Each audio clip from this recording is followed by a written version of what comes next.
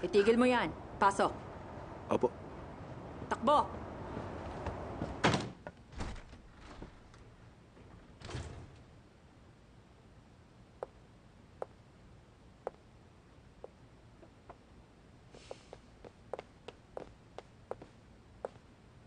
"12 seconds. Magaling. Ikaw ang pinakamabilis sa buong department.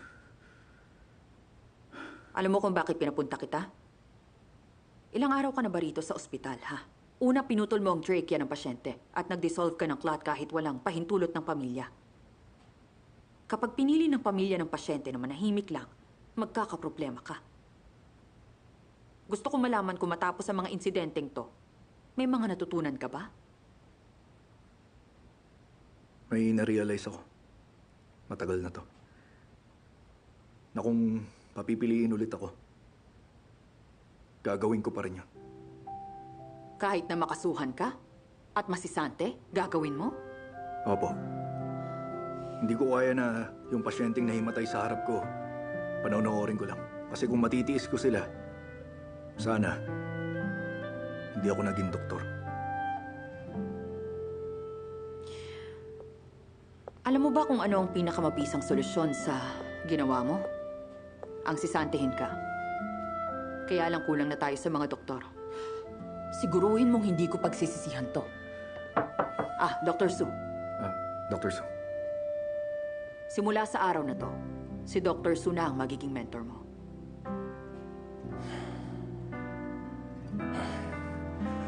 Salamat po. Salamat, Dr. Su. Wala yun. Hindi mo na kailangan magpasalamat sa akin kung di kay Dr. Su lang. Wala nang ibang tatanggap sa'yo. Maawain lang talaga si Dr. Ay, Su. hindi ako ganun kabait. Mas malala pa nga ako kay Louie. Kalimutan mo na siya. Naiinis lang ako. Lilinawin ko lang sa'yo. Simula ngayong araw, kung anong iutos ni Dr. Su, yun lang ang gagawin mo. Kahit pagkuha ng temperature, hindi mo pwedeng gawin. Wala kang gagawin pag hindi inutos sa'yo. Kuha mo? Kung may pasyente na nahimatay sa harap ko, tutulungan ko ba o hindi? Ayaw mong sumunod? Hayaan nyo na. Alam kong ayaw niya makipagtalo sa inyo. Hindi ba? Ayaw mo makipagtalo? Tingnan nyo, ayaw niya pong makipagtalo. May gagawin pa po kami, ha? Halika na. Lakad na, sige.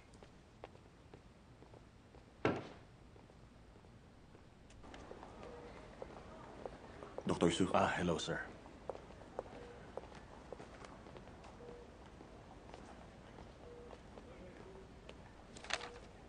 Itong bed 29, kailangan ng lumbar puncture. Ano ang key points? Itagilid ang pasyente at nakabaluktot. Dapat ang spine at bed naka-vertical. Hanapin ang malapit sa lumbar vertebrae. Ingat sa pagtusok. At dapat tama ang anggulo. Iwasan ng spinal bones. Butasan ng ligaments at durameter para makalabas ang cerebrospinal fluid. Tandaan nyo, ang chest, lumbar, abdominal at bone puncture, ang major punctures sa clinical practice. Yufei, ikaw na. Opo. Pahanda ng puncture kit. Apa. Bed Sir, 29, tagilid po. Tagilid po kayo. Ayan, dahan-dahan. Ayan. Ibaluktot nyo. Ganyan Yan. yan. Okay. Dr. Su! Bakit? May kailangan ng abdominal puncture. Sige. Dr. Wang, may ginagawa pa si Liu Fei. Ihanda mong pasyente. Huwag po kayong mag-alala. Ilang beses ko na ito na-practice gamit ang dami. Teka, ano bang iniisip mo? Sabi ko ihanda mong pasyente. Pagkatapos dito ni Liu Fei, lilipat siya ron. Malinaw ba? Yung kurtina. Yakapin niyo po yung tuhod niyo. Relax. Bumaluktot po kayo. Gagawin na po natin ang abdominal puncture. Dr. Su, may maitutulong ba ako? Yung kurtina.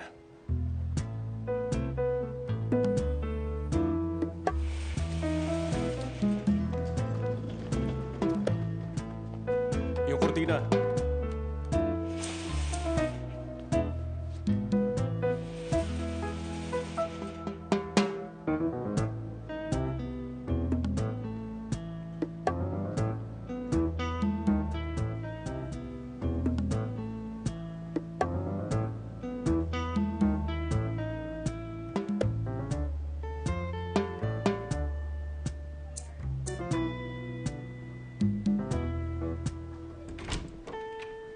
Dr. Su, may gagawin ba? Yung food delivery ko.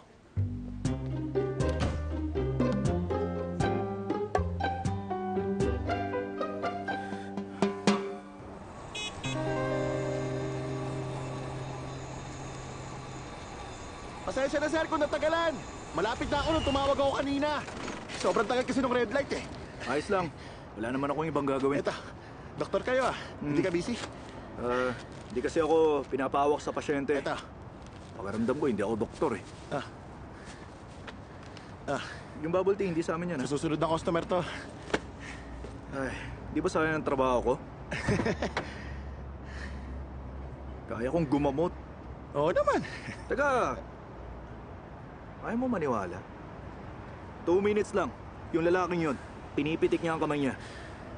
Meron siyang hyperkinetic involuntary movement disorder. Tapos siya, yung lalaki may puting buhok sa ulo.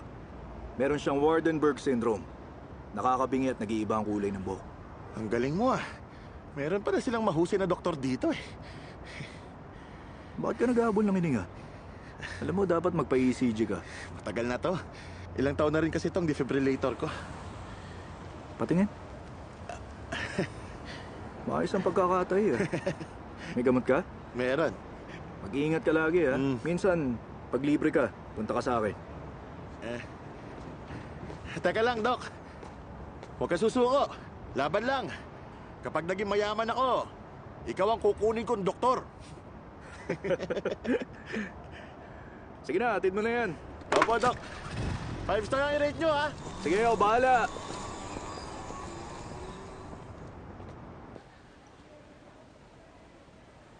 Mahigit 40 minutes na siya sa telepono. Maiksi pa ang 40 minutes. Pag nasa computer siya, kaya niyang i-guide ang buong surgery. Mahusay talaga siya. Kaya lang, lumalamig na tong pagkain. Kung ako sa'yo, gagawa ako ng paraan para pagkatiwalaan ako ni Dr. Su. Hindi ka pwedeng umawak ng pasyente. Boring pag walang challenge. Bed 12, gastric tube. Okay. Sama ka?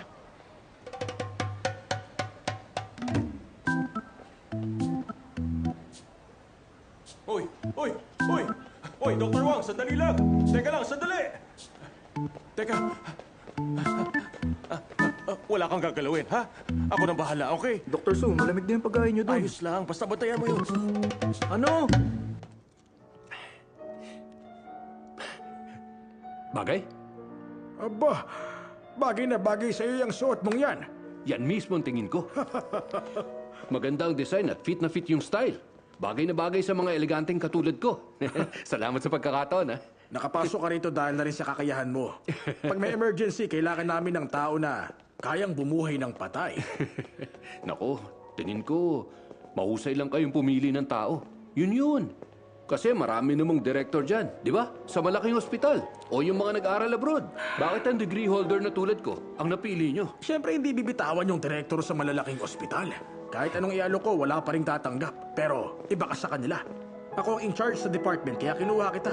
Huwag mo yung pagsasabi ang academic qualifications dito, okay? Okay. Hoy, tingnan mo.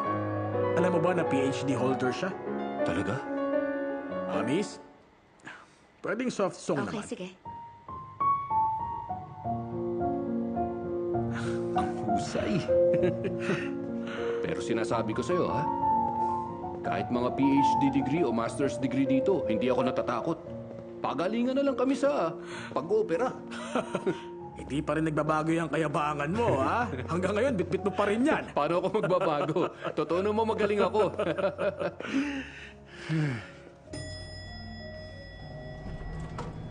Oh, tayo na.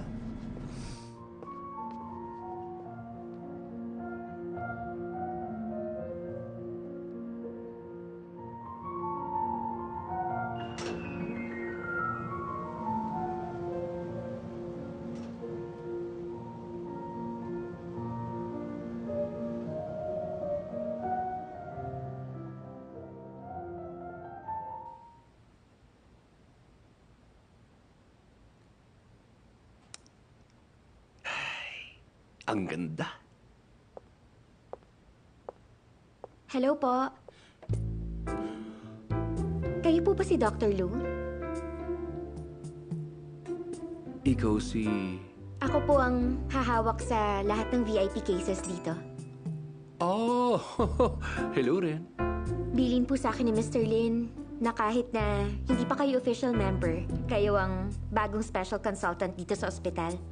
Ay, ano pa? Inutos niyang alalayan namin kayo at asikasuhing mabuti. Naku, hindi ko kailangan ng special treatment. Normal lang ang pagtrato nyo. Ayos lang sa akin yun, ha? Ayos ah. Gusto niyo ba ng kape o gusto niyo ng juice? Meron kaming instant coffee at meron ding hand ground. Hot water na lang. Meron akong tsahe. Sige, patingin ako ng schedule ngayon. 3:00 ng hapon, may consultation kayo kay Dr. Wu. Okay. Anong content? Tinnitus. Tinnitus? Madali lang yan. 10 minuto lang. Sapat na siguro yun. Seryoso si Dr. Wu pagdating sa trabaho niya. Kaya lalagpas yun ng kalahating oras. Okay. Anong sunod? Tapos, wala na pong ibang schedule. Wala na? Apo, ako si Song Ninda. Pag may kailangan kayo, tawagin niyo lang ako. Okay. Maraming salamat. Wala nga naman. Minda? Pahingi na lang pala ako ng kape. Hand ground. Sige po, ipagtitimpla ko kayo. Okay.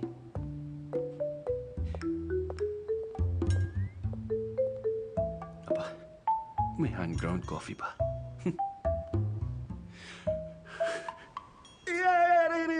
Dandan lang.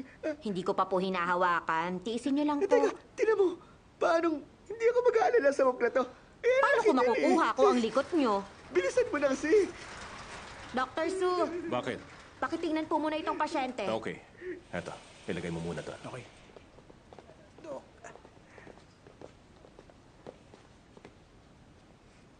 Nausuring ba yan? Ano nangyari rito? Kasalanan ko nangyari. May binili akong bagong fishing rod. Gusto ko sanang ipagyabang sa mga kaibigan ko, kaya lang nalakasan ko yung hagis.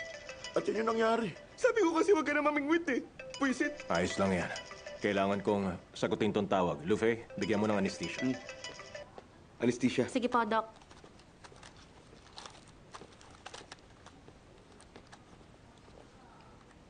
Relax lang po ah. Parang sinadya. Magbibigay ako ng anesthesia.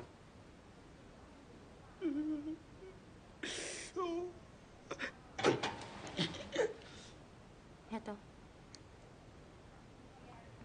Yang Ming, ikaw na. Pwede ba? Injection lang naman to eh.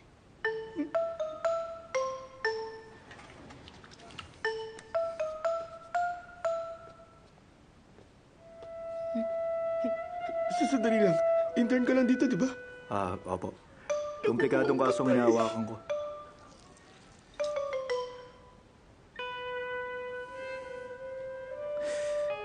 Steady lang po kayo. Uy, ba't nanginginig ka?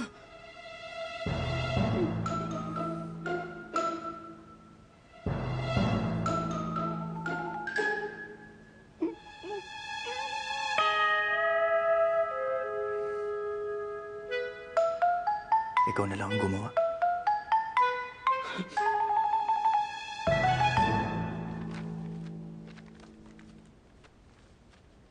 Kahit 3 buwan ka pa rito, hindi ka magkakaroon ng pagkakataon. Alam ko yan. Hindi ko siya matatalo kahit 3 taon pa ako rito. Pero naisip ko kasi, kung mananatili ako ng 1 araw, matututo ako. Kahit 1 araw lang, basta may natutunan. Hindi kita maintindihan. Binigyan ka ng pagkakataong mag-hands-on, bakit hindi mo ginawa?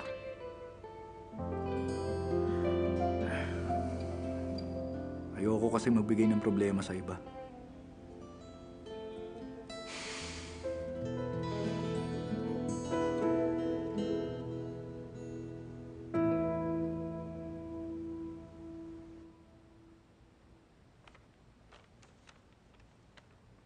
Ganito, kung hindi talaga kayo komportable sa resulta, isitis ka na lang natin ng leg mo.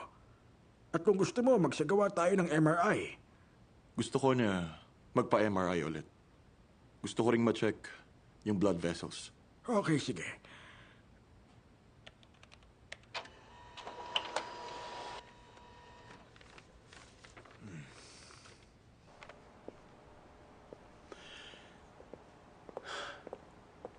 Simpleng kaso lang ang tinidis. Pero ang daming pinagawa.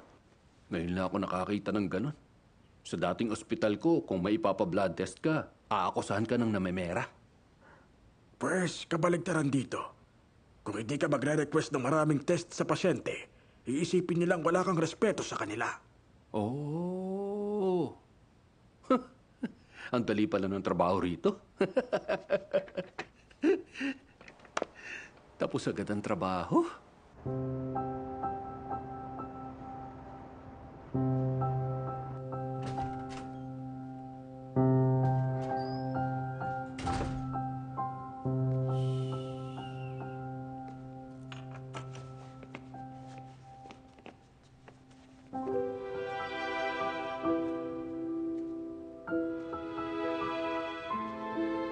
Bakit sa sofa siya natutulog?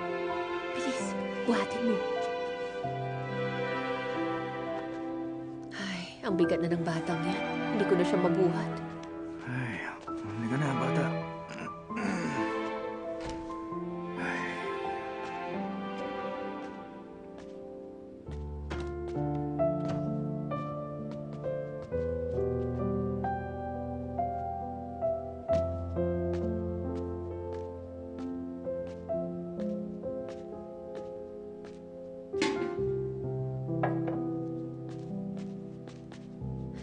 Nakatatlong init na ako niyan. Hindi ka kasi tumawag kung anong oras ang uwi mo.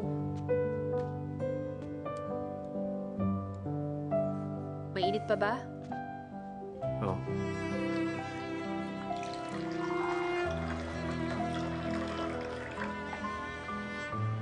Hindi ba malambot?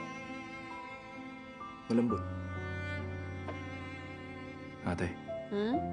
umaasa ako sa'yo sa pagkain, inumin, pati tirahan. Hindi ka ba nagsasawa? May nangyari ba sa trabaho? Kung yan ang tingin mo, maghugas ka ng pinagkainan mo. Minsan, pakiramdam ko, pabigat ako sa iba eh.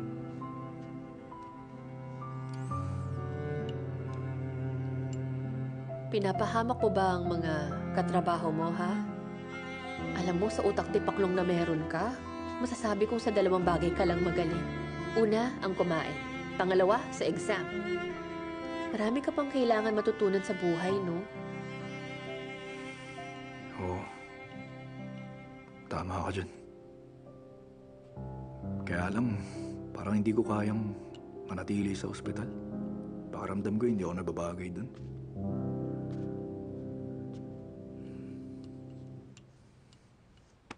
Bukas humingi ka ng leave sa director. Huwag ka munang pumasok. Dito lang tayo sa bahay. Anong gagawin ko dito? Eh di mag-alala. Dito ka lang. At mag-concentrate ka na walang kakainin o walang iinumin. Pag-aalala lang ang isipin mo. Pag natapos ang probation period mo, syempre, tapos na rin lahat ng problema mo. Kahit pangangaral yan sinasabi mo, hindi pa rin tama na ganyanin mo ko. Hindi ko naman sana sasabihin yan. Kaya lang dahil sa iniisip mo, pinanghihinaan ka tuloy ng loob, ha? Konti na lang maglulupasay ka na. Kaya kailangan kita sabihan ng ganun. Trabaho lang yun at walang personalan. Walang kumokontrol sa buhay mo. Kung sakali man na, maisipan nila na bitayin ka. Bilang 7-foot-tall male icon, dapat mamatay ka na taas noon na mukhang magiting na bayani. Hindi ba?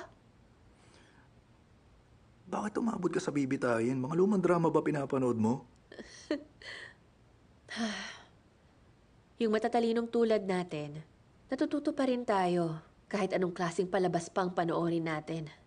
Alam mo, yung mga sundalo sa Qing Dynasty Battle, wala silang mga barel at wala ring kanyon.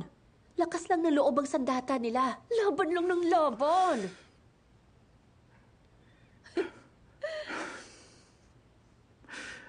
Ate, di ka ba napapagod? Hindi ah. Laban lang! Laban lang! Hindi natatakot ang mga Mongolian! Ah! Iangat ang inyong mga baso at lagyan ng alak. Kayong lahat, punta na sa parang! Lumaban ka! Ganyan nga. Kain na, tapos hugasan mo yan, ha?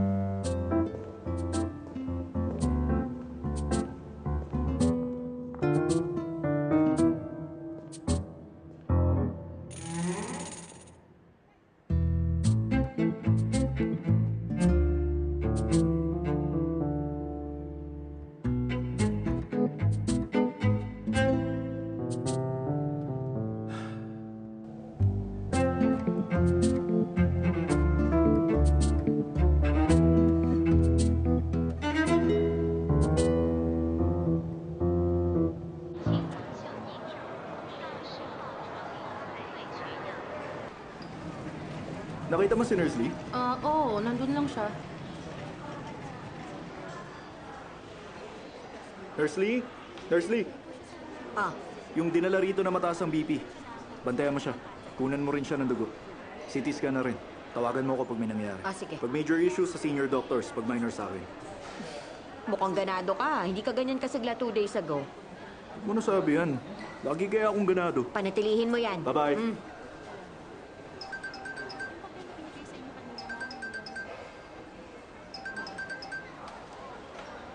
Hello? Food delivery to! Wala akong order. Kaibigan ko yung nag-deliver sa inyo at may sakit siya sa puso. Mga 2 araw na masama ang pakiramdam niya. Hindi siya mapakali. Nakita ko sa call records na personal doctor ka niya. Kumusta lagay niya? Pansin ko na madalas siyang inuubo at sumisikip daw ang dibdib niya. Nahihirapan huminga. Symptoms yun ng heart failure. May implant defibrillator siya. Hindi biro ang sitwasyon niya. Anong gagawin ko? Relax lang. Tumawag ka sa 120. Sabihin mo ang address. Pupunta ako.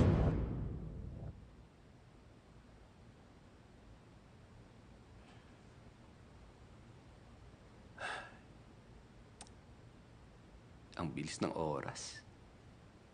Dr. Lu! Dr. Lu! May pasyente! Ano yan? Dr. Lu, 52 years old siya at bigla na lang daw po siyang sumuka ng dugo. Okay. Nahihilo raw siya at nangihina. Pakiusap, Doc. Iligtas mo ako. Dito po. Mamamatay na ako. Uminahon po kayo. Dahan-dahan lang. Ayan. Matagal na pong VIP si Mrs. Zhao dito sa ospital natin. Binilin po sa akin ni Mr. Lin na ingatan niyo raw po siya. Okay. Akong bahala sa kanya. Dahan-dahan lang po, ha? Okay. Ayan. Upo muna kayo. At dahan-dahan sa paghiga. Ayan. Ibaluktot nyo ang tuhod nyo. Sumuka ba kayo ng dugo o umubo? Hindi ako nauuhaw. Hindi po yan ang tanong ko. Sumuka kayo ng dugo o umubo kayo? Bigla akong sumuka ng dugo. Ah, marami ba? Oh, sobrang dami. Tingin nyo, mga gaano karami? Mga 3 layer ng makapal na tissue ang basang-basa ng dugo nung sumuka ako kanina. Ganun po ba? Relax lang kayo. Pipisilin ko po. Masakit po ba to? Hindi. Dito. Hindi rin. Dito. Hindi. Wala. Dito. Hindi rin. Dito. Hindi rin masakit dyan. Okay, malapit na tayo matapos. Pakikinggan ko lang.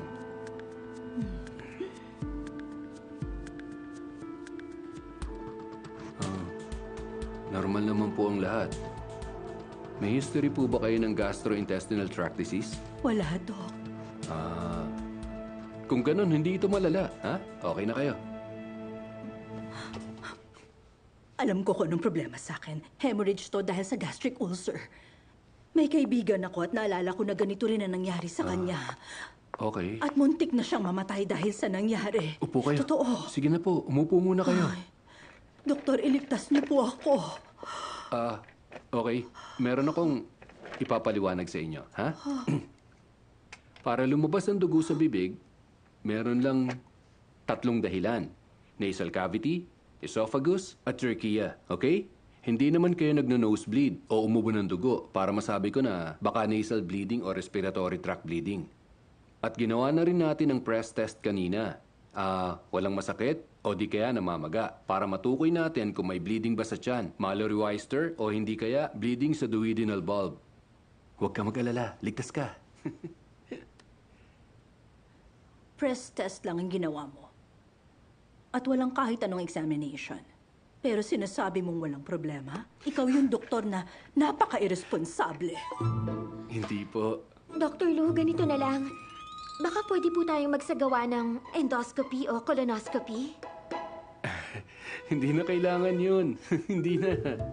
Papuntahin mo si Mr. Lin. Papalitan ko siya. Ganito, Mrs. Zhao, kayo...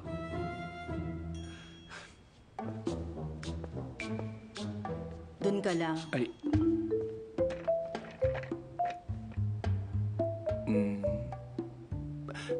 May... Umiinom ba kayo kahit tanghali? Uminom nga ako.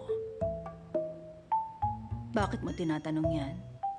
At habang umiinom kayo ng alak, kumakain rin ba kayo ng mamantika na pagkain? Halimbawa na lang, steak o matabang karne. Masaya kayo nakikipagkwentuhan, kaya hindi nyo agad nakain at namumuo na yung mantika. Uminom kayo ng wine at kumagat. Uminom at kumagat. Uminom at kumagat.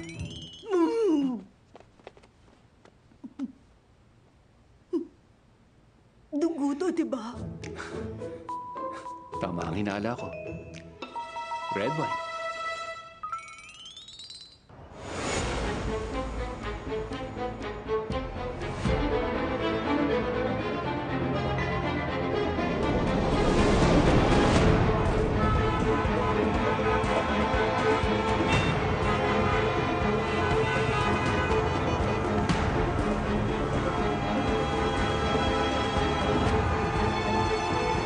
Salamat, sir. Bababa na ako. Ingat ka.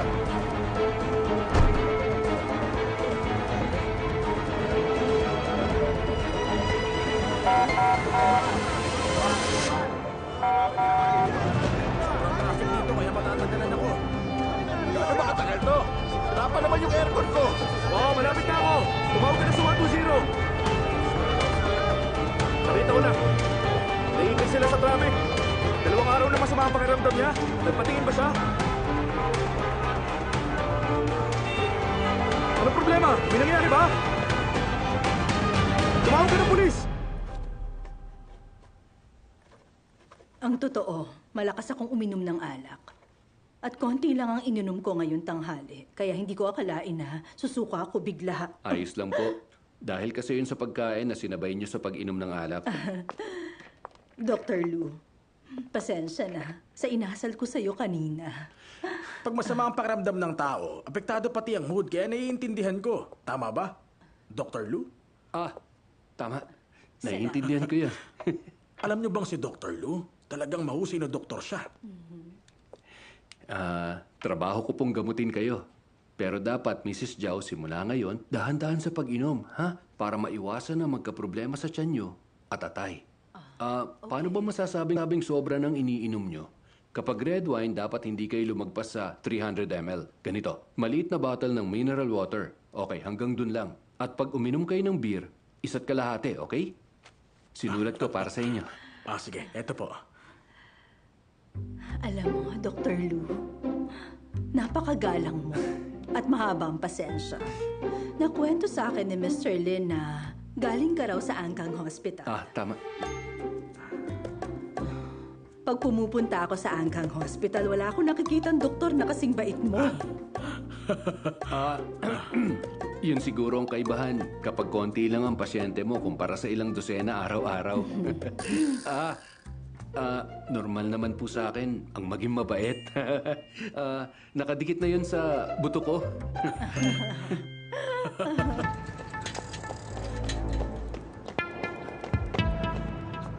Nasa intersection ako. Kakanan ba?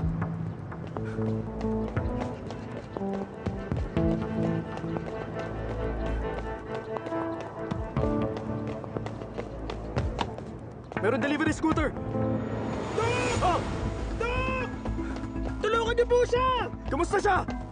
Nagpaalam po siya, magbabanyo lang. Nakarinig ako ng kalabog at hindi na siya sumasagot sa akin, Doc. Nakalak po yan. May bintana rito. May grill, kaya hindi ako makapasok. Wang Chang! Wang Chang! Wang Chang! Naririnig mo ba ako? Nakuha mo siya, wala siyang malay. Ano pong gagawin natin? Wang Chang, naririnig mo ako? Sisirain namin ang pinto! Kumuha ka ng pwede magamit. Tabi dyan!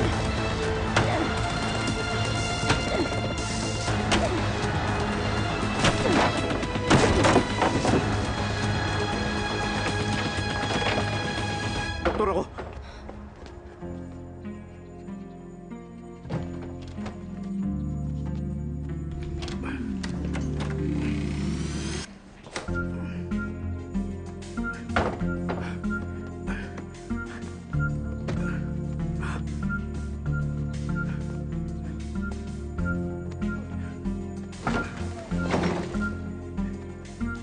I-follow up mo yung ambulansya. Ang sabi, malapit na po sila. Wang Chang! Wang Chang! Naririnig mo ba ako? Nasaan ang pasyente? Nandito siya! Dito kayo! Bilisan niyo!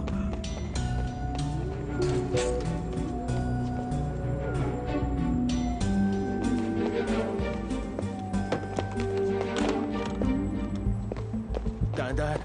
Doktor ako sa Angkang. Kilala ko tong pasyente. May naka-implant siyang defibrillator. Sa mga sintomas, tingin ko cardiac failure to dahil sa malfunction ng defibrillator. Kaya siya nag-seizure hanggang sa inimatay. May injury sa ulo dahil sa pagkakabagsak. Dahilan Okay, para dahan-dahan lang. mawalan siya ng malay. Eh di po baka dahil kasi may nakaharang eh. May kotse po. Dito po. Oh. Ano?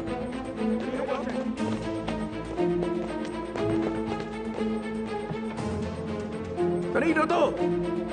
May-ari ng A80731! Alisin mo tong kotse mo! Hinarangan mo yung ambulansya! May-ari ng A80731! Critical na lagay ng pasyente namin! Kunin mo tong kotse mo! Kaninong kotse to? Alisin niyo to dito! May-ari ng kotse ng A80731! Alam ko, naririnig mo ako! Bumaba ka sa tusong kotse! Pag hindi ka bumaba, papasakin ko itong salamin! Ka! Nandito na po. Ay, ma'am. Pasensya na ako ah. Tatabi ko na po. Pasensya na. Itabi mo yan kaagad! Bilisan nyo! Okay. Atras. Kamusta ang pasyente? Bumababa ang blood pressure. Alis na tayo!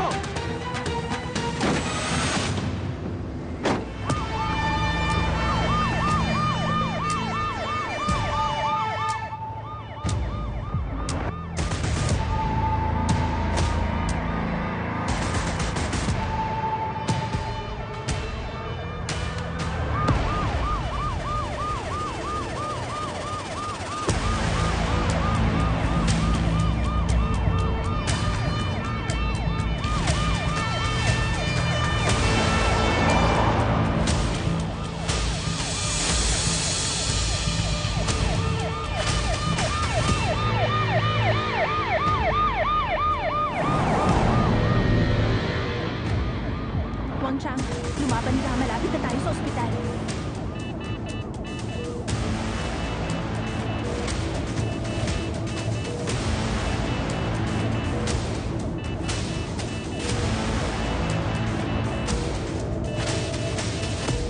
Bumababa ang BP niya.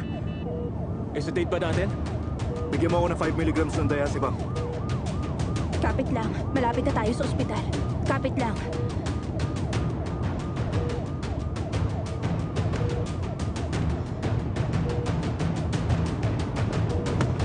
Sir, pakibilisan nyo.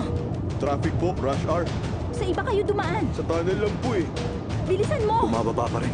Kailangan ma-deactivate. Meron ba kayong magnet dyan para sa implanted defibrillator? Wala. Itanong nyo sa pinakamalapit na ospital kung meron sila nun. Sige. Bang Chang, naririnig mo ba ako? Hindi ka ba nagpapacheck up lagi? Ano sinabi sa'yo ng doktor nung huling nagpatingin ka?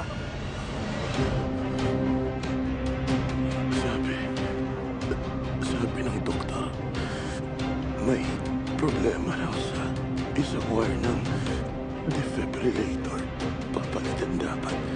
Kaya lang wala pa akong pera. Dr. Wang, natawagan ko na. Ang pinakamalapit, ang Angkang Hospital. Angkang Hospital? Hindi ba ospital niyo yun? Malala ang traffic! Bumaba na sa 50. Wala na tayong oras.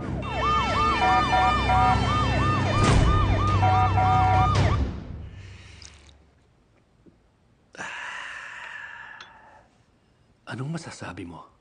Ang galing ko ba? Tigilan mo na nga yung kalokohan mo. Hindi ko akalain na mahaba ang pasensya mo. Dapat, tinatanggal sa angkang yung sumusuka pagkatapos uminom. Huwag ka namang ganyan sa dati kong department. Emergency department yon at mahigit 100 ang pasyente doon araw-araw. Ilang minuto lang ang nalalaan bawat pasyente. Hindi kasama yung may ubo lang. Pero ayokong maging kumpiyansa pagdating sa paggamot. Sa itsura mo, masasabi kong ikaw lang ang pwedeng manlayad sa ospital mo at bawal ang iba. Nagkakamali ka. Nagsasabi lang ako ng totoo. Pagdating sa kape, the best ang ospital namin. Nagtataka pa rin ako kung bakit nalaman mo na red wine yung sinuka niya at hindi dugo. Ay, kailangan mong sumabay sa buhay. Ano bang pinagsasabi mo? Alam mo ba yung mga taong katulad ko na depressed, palaging lumalaban sa buhay, at tumanda na wala pang asawa, laging umiinom at sumusuka ng red wine? Okay, magtrabaho ka na. Bye! Bakit? Master, paano yung phone defibrillators? Magnet, programmer. Ituturo ko pa ba sa'yo? Kung walang magnet o programmer, may ibang paraan pa ba? Meron. Pero hindi mo pwedeng gawin. Ano na naman bang kalokohan ang ginagawa mo? Sabihin nyo na lang kung anong gagawin. Nasa ambulansya ako ngayon. Walang ibang doktor. Teka, di ba emergency doctor ka? Bakit nasa ambulansya ka? Ha? Dapat ba nandiyan ka? Tama na ang salita. Ito ang kondisyon niya. May naka-implant siyang ICD. Kaya lang nagka-problema sa wire nito kaya nag-discharge ang machine. Tuloy ang pagbagsak ng blood pressure niya. Nakakaranas siya ng heart failure. Posible niya ito ikamatay. Pero... Sabihin mo na lang sa akin kung anong dapat kong gawin. Ganito. Wala kang gagawin sa kanya. Pag pumalpak ka, katapusan na ng karir mo. Louie, ikaw ang master ko! Huwag mo sabihin yan, hindi mo ako master! Tumawag ka na lang sa iba! Wala na akong iba matawagan! Kung hindi mo ako tuturuan, ako na lang gagawa nito. Wang Yangming, pag ginalaw mo ang pasyenteng yan, responsibilidad mo na siya. Kaya makinig ka sa akin. Bumaba ka na sa ambulansya dahil wala kang kinalaman sa kanya. Di ako aalis.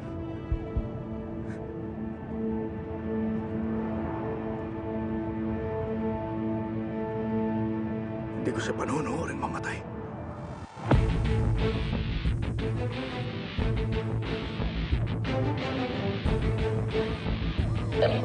Nanganganib ang pasyente. Kailangan nating mag-request ng green wave clearance.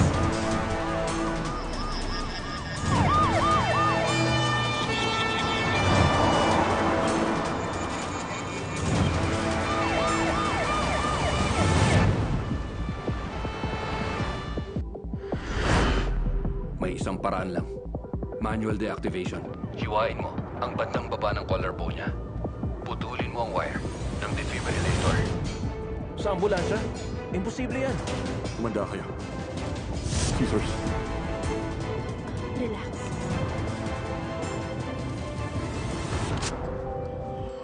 Makinig ka sa sasabihin ko. Matagal na ang AED na yan sa katawan ng pasyente. Nakatikit na yan sa blood vessels.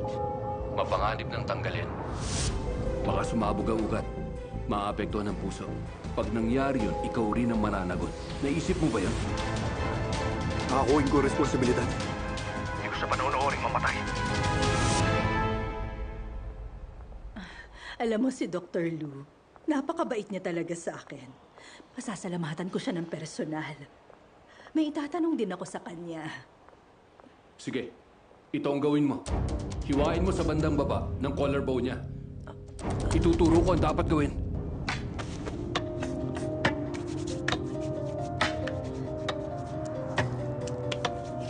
I-video call ko. Ayan. Itutok mo sa pasyente. Ilapit mo ng konti. Scalpel.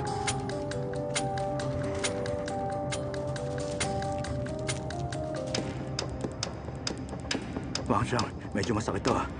Tiisin mo lang.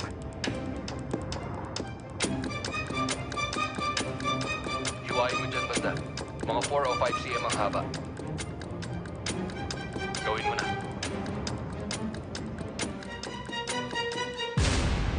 Ano pang hinihintay mo? Gawin mo na.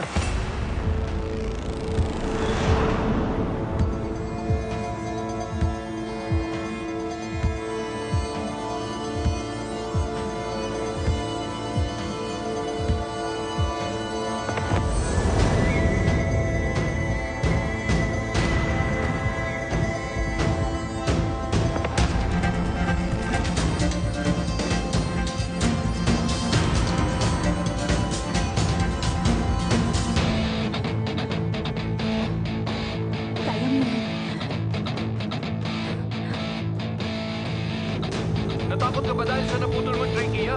Nasaan yung tapang mo kanina, ha? Naduduwag ka na ba? Tumahimik ka!